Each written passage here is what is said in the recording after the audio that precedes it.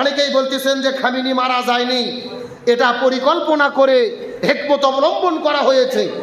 তার প্রতিটা কথা বুলেটের মতো। যে আয়াতুল্লাহ খামেনিকে দেখলে কলিজা শীতল হয়ে যায়, তার ছবি দেখলে, তার নাম শুনলে শরীরের লোম দাঁড়িয়ে যায়, অন্তরে ইমানের স্পিড জাগ্রত হয়। আজকে সেই আয়াতুল্লাহ খামেনিকে শহীদ করে দেওয়া হলো। তবে অনেকেই বিতর্ক করতেছেন, অনেকেই বলতেছেন যে খামেনি মারা যায়নি, এটা পরিকল্পনা করে হিকমত অবলম্বন করা হয়েছে। খামেনি মারা যায়নি, তিনি এখনো বেঁচে আছে অনেকেই বলতেছে। এর পেছনে কারণ কি?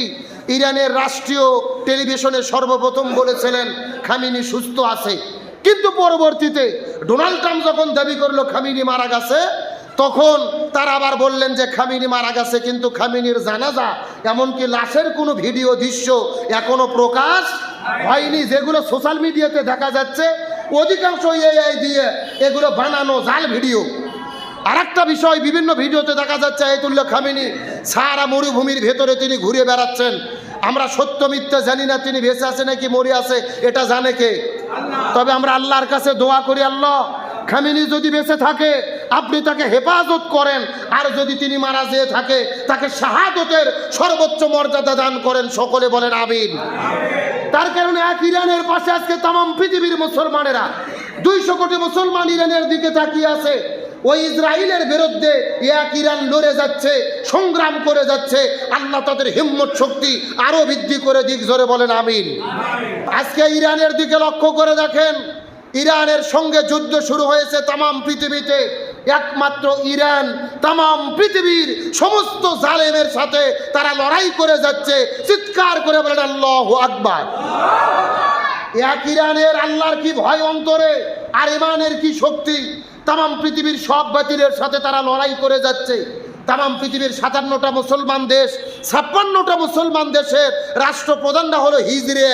এদের ইমানের শক্তি নাই, অন্তরে বল নাই, অথচ এক ইরান ওই আমেরিকা ইসরায়েলকে একাই খেলা দেখাচ্ছে, কুপাকাত করে ফেলতেছে। চিৎকার করে বলেন আল্লাহু আকবার। আজকে লক্ষ্য করে দেখেন আরব দেশগুলো, সৌদি আরব, ইরান, আপনার সৌদি আরব, কাতার, কুয়েত, বাহরাইন, যত দেশ আছে প্রত্যেকটা আরব দেশের রাজা বাদশাহ এরা হলো মুনাফিকের গোষ্ঠী। আমেরিকার দালালি করে তাদের দেশে আমেরিকার ঘাঁটি গাড়তে দিয়েছে। রাসূল হাদিসের মধ্যে বলেছেন, মান রাআ মিনকুম মুনকার ফালিয়ুগাইয়ির বিয়াদিহি, যদি তোমাদের কাছে কোনো অন্যায় হয় তোমরা হাত দিয়ে বাধা দাও। রাসূল বললেন ফাইন লাম ইস্তাতি, যদি সেটা করতে না পারো ফাবি লিসানিহি, মুখ দিয়ে নিষেধ করো। রাসূল বললেন ফাইন লাম ইস্তাতি, যদি সেটা করতে না পারো ফাবি কলবিহি, অন্তর দিয়ে ঘৃণা করো।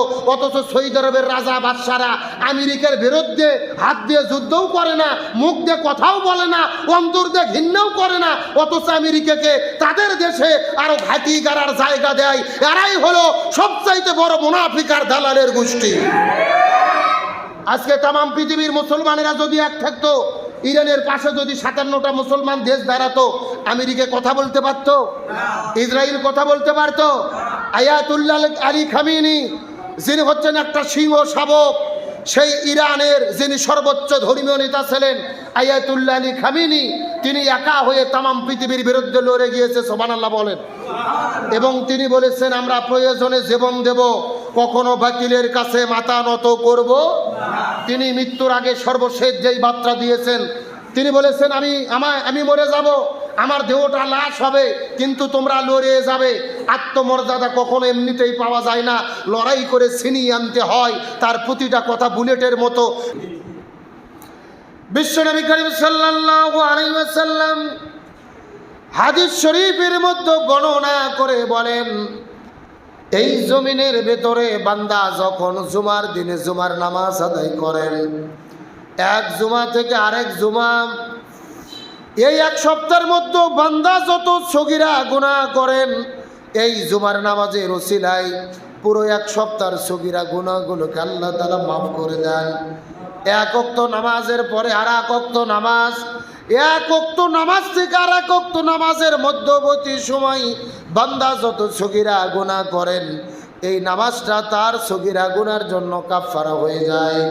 আর এক রমজান থেকে আর এক রমজান, এই পুরো বছরের ভেতরে বান্দা যখন অন্যায় করে সগীরা গুনাহ করেন, 1 মাস যখন কোনো ব্যক্তি ঈমান এবং ইহতিসাবের সঙ্গে রোজা পালন করেন, এই 1 মাস রোজা পালন করার কারণে বাকি 11 মাসের ভেতরে বান্দা যত সগীরা গুনাহ করেন, এই রোজার ওসিলায় আল্লাহ তাআলা পুরো বছরের সগীরা গুনাহকে আল্লাহ তাআলা মাফ করে দেয়।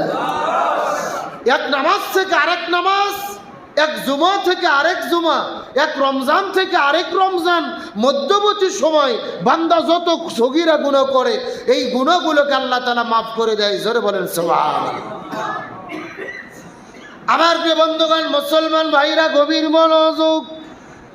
আমার নবী হাদিসের মধ্যে বর্ণনা করে বলেন, রোজাদার ব্যক্তিদের জন্য আনন্দের বিষয় হলেন 2টা।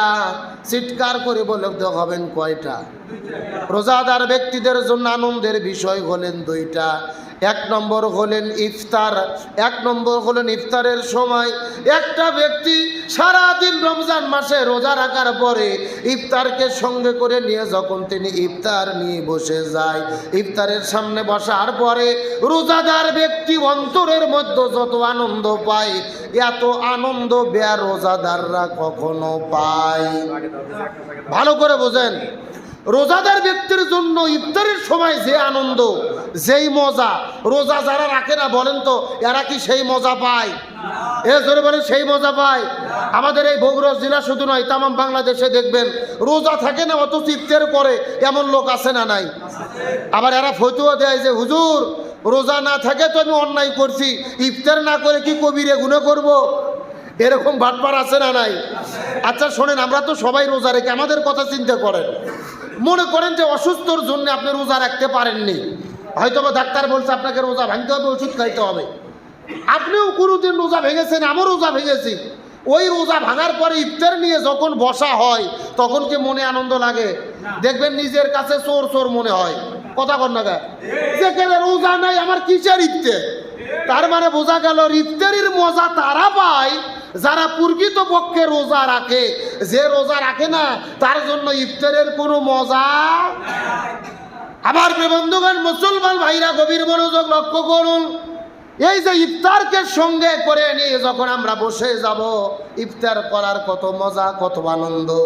কোন বান্দা যখন, রসুল বলেছেন সারাদিন রমজান মাসে রোজা রাখার পরে ইফতারকে সঙ্গে করে যখন ইফতার নিয়ে সামনে বসে যায়, আল্লাহ তাআলার কুদরতে মনের মধ্যে বড় আনন্দ লেগে যায়। ওই রোজাদার ব্যক্তিগুলো ঘড়ির মধ্যে লক্ষ্য করে দেখে 5 মিনিট বাকি আছে, তারপরও তারা ইফতার করে না। আবার দেখে 2 মিনিট বাকি আছে, তারপরও ইফতার করে না। এমনকি 2 সেকেন্ডও যদি বাকি থাকে, রোজাদাররা তারপরও ইফতার করে। আল্লাহ তাআলার মনের মধ্যে কুদরতি মনে বড় আনন্দ লেগে যায়। ফেরেশতাদেরকে ডাকতে বলে, হে ফেরেশতারা, এই বান্দাগুলো সামনে ইফতার নিয়ে কেন বসে আছে তার কারণ জানতে চাই। ফেরেশতারা ডাকতে বলেন, আল্লাহ এই ব্যক্তিগুলো রোজা রেখেছে আপনার ভয়ে, সারাদিন রোজা রাখার পরে আপনার হুকুম পাওয়ার আশায় তারা ইফতার নিয়ে বসে আছে। আল্লাহ তাআলার কুদরতি মনে বড় আনন্দ লেগে যায়।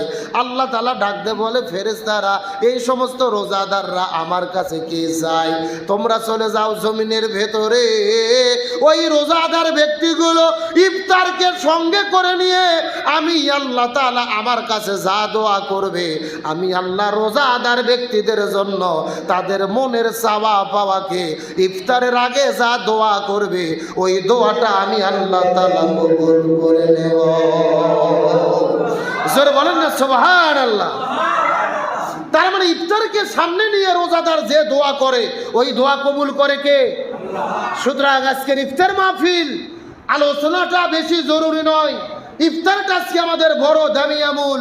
এই জন্য আমরা ইফতারকে সঙ্গে করে নিয়ে বসে যাব এবং ইফতারের আগে আমরা সবার জন্য দোয়া করব ইনশাআল্লাহ।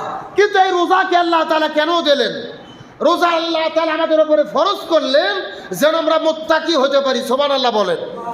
আল্লাহ তাআলা বলেন, ইয়া আইয়ুহাল্লাযীনা আমানু কুতিবা আলাইকুমুস সিয়াম কামা কুতিবা আলাল্লাযীনা মিন ক্বাবলিকুম লাআল্লাকুম তাত্তাকুন। আল্লাহ বলতেছেন, রোজা আমি তোমাদের উপরে ফরজ করেছি, তোমাদের পূর্ববর্তীদের উপরে ফরজ করেছিলাম যেন তোমরা মুত্তাকি হতে পারো। সুবহানাল্লাহ বলেন। গভীর মনোযোগ লক্ষ্য করুন। মুত্তাকি বলতে আমরা কি বুঝি? মুত্তাকি শব্দের মূল কথা হলেন খৌফুল্লাহ, খাশিয়াতুল্লাহ। অন্তরের মধ্যে থাকবে কার ভয়? আরো জোরে বলেন। এই আল্লাহর ভয় যদি কারো অন্তরের ভেতরে থাকে, একটা ব্যবসায়িকের মধ্যে যদি আল্লাহর ভয় থাকে, এই ব্যবসায়িক কখনো খাদ্যে ভেজাল দিতে পারবে? একটা চাকরিজীবীর মধ্যে যদি আল্লাহর ভয় থাকে, এ কখনো ঘুষের কারবারি করতে পারবে? রোজাদার ব্যক্তির মধ্যে যদি আল্লাহর ভয় থাকে, ও কখনো সুদের কারবারি করতে পারবে? তার মানে বোঝা যায় ব্যক্তি, পরিবার, সমাজ, রাষ্ট্র সব কিছু পরিবর্তনের জন্য একটা মাত্র গুণের দরকার। ওই গুণ হলো অন্তরে থাকতে হবে কার ভয়? কিন্তু আপনাদের জিজ্ঞেস করি, রোজা থাকে অথচ সুদের ব্যবসা করে এমন লোক আমাদের এলাকাতে আছে না নাই? এ কথা কন না গা।